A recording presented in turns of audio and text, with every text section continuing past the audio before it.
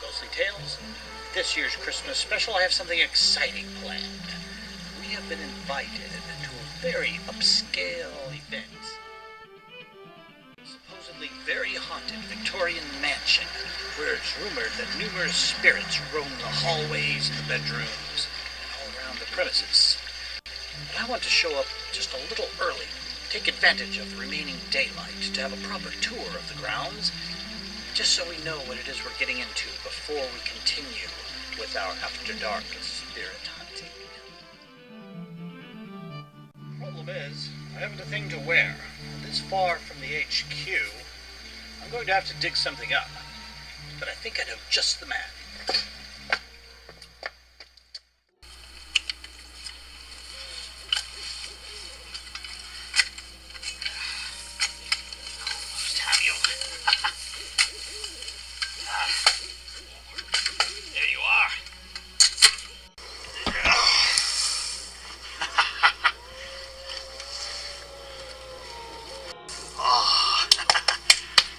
This will do nicely. Well, we'll be needing that for sure. Oh, look what we have here.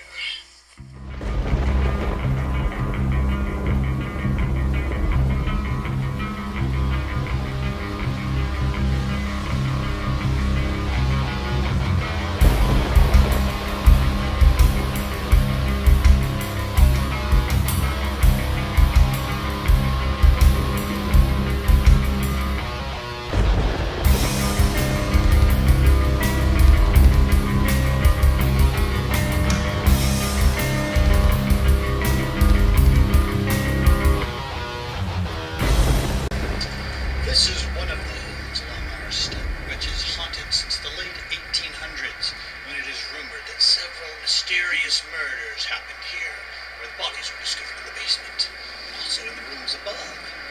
Who's really sure why, but let's see what we can capture.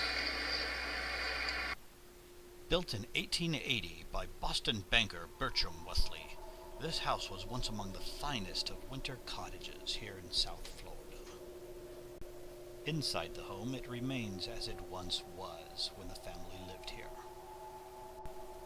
Here we're going to tour this old Victorian home and see what we can discover. Don't let the cozy decor fool you. There is no shortage of mysteries here. Here's a photograph as it appeared in 1880 after it was first built.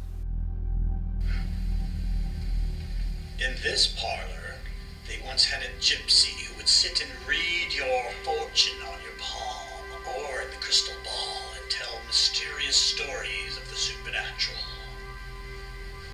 The card parlor has its own secrets to reveal. This parlor was for the gentleman, and one year, the president's son, Ulysses S. Grant Jr., once leased this entire property. Who knows, maybe we will contact his spirit here. Here in the master's chamber, it has been reported that furniture seems to move on its own, while several objects around the room have been misplaced or replaced with others. Even the paintings have been known to switch places on the wall. And a ghostly doll that seemed to have appeared from nowhere. Upstairs reveals even more mysterious rooms. For instance, the room of the son who died during the Great War, and his moans from battle can still be heard as he lingers around this room. Several witnesses have seen the apparition of a bloody soldier haunting this room. It was here, in this very bed, where a friend of the McIntyres died suddenly after 4 days of being in Florida. Why? We may never know. At the stroke of midnight, we began our dark tour of the house to see what mysteries we could uncover. And with nothing but the light from the street lamps outside to light our way, we began our tour upstairs, where most of the hauntings and sightings have occurred.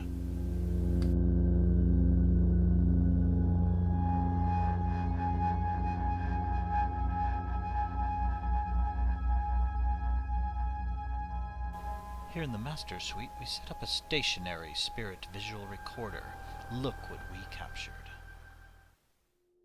Shortly before 1 a.m., while I was in another part of the house researching, a bright flash was seen, followed by the chair spontaneously rocking.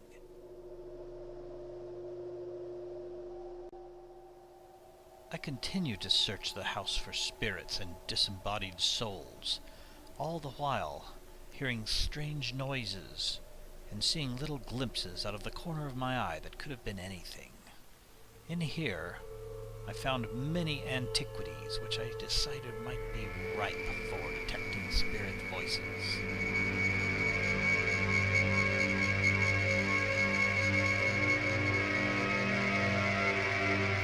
While we're here, we're going to check for spirit voices. I'm going to use the spirit voice collector to see if I can pick up any sounds of tools working or voices from the past.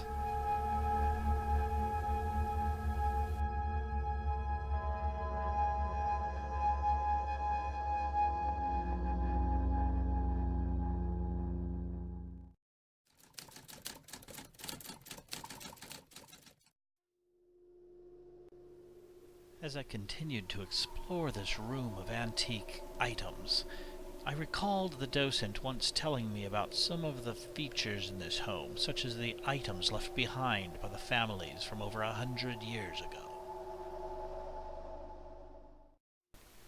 I had learned about things such as human bones that were found in this fireplace. And over here, an old phonograph that sometimes plays even when it's not on. I decided to move on up to the third floor where some of the more gruesome tales of this home exist, including stories about hiding places for slaves that had escaped on the Underground Railway. It's not uncommon at all for some of the spirits in this house to appear on their own. Let's go see what we can find out. In fact, at the top of the stairs we did find a human head, but not one to be afraid of. It was not of a spirit nature.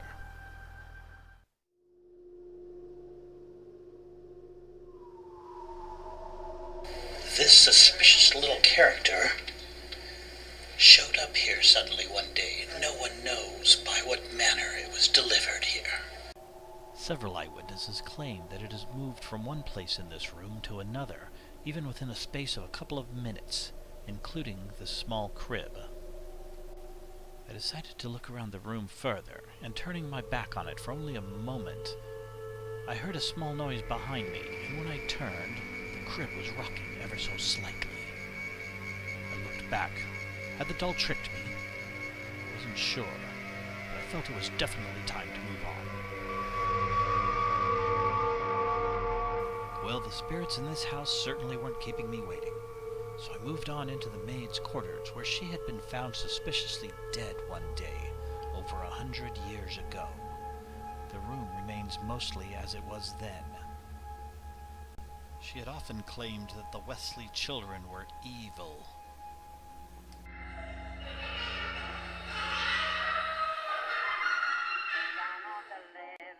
Suddenly, from down below, I heard music coming out of what sounded like the old phonograph. I ran down the stairs as quick as I could. As I ran, I finally made it into the music room, but it was too late. The only sound there was this door closing. Further inspection of the music room turned up no evidence that anyone had been tampering with the device. I took a look outside and walked around the perimeter, looking to see if anyone had been trying to pull a trick on me. But there was no one around.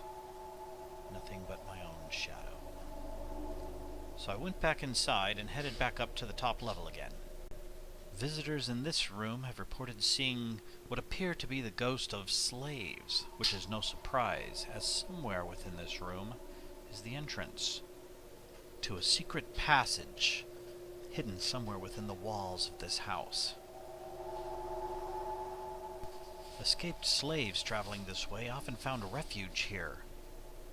Somewhere behind this set of drawers is the entrance to the passage, which, interestingly enough, were closed the last time I was in this room. I kept searching the room for other hidden passages or other secrets that might reveal themselves to me. I decided to walk around to the other side of the room and see if I could find this, the exit passage. Upon closer inspection, I could see just how deep this passageway creeped into the interior of the house, and I could sense the spirits of those who once dwelt here.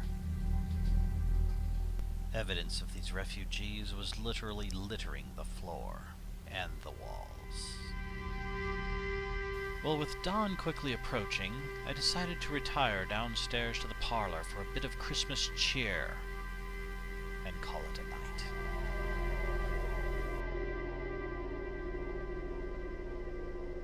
Thank you for joining us tonight on our Christmas episode of Steampunk Ghostly Tales.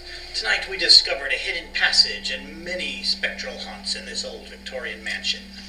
And we captured some fantastic spirit voice phenomenon. So join us again soon as we will be bringing you another episode from another mysterious location. And don't forget to leave your lights on.